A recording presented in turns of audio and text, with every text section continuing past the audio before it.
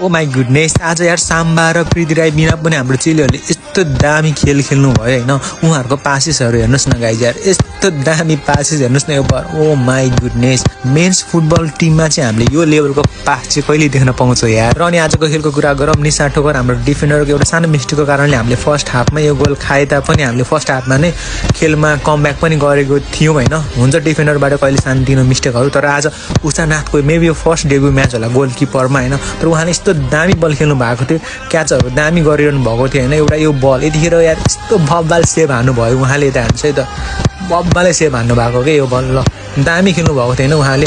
मिना गौतमले हान्नुभएको shirts यो पनि राम्रो सर्ट्स हान्नु भएको थियो। गोलकिपर राम्रो थियो इन्डियाको पनि होइन। कुरा गर्ने हो भने आजको गेममा दामी दामी बलहरू सेभ हान्नु भएको थियो उहाँले पनि।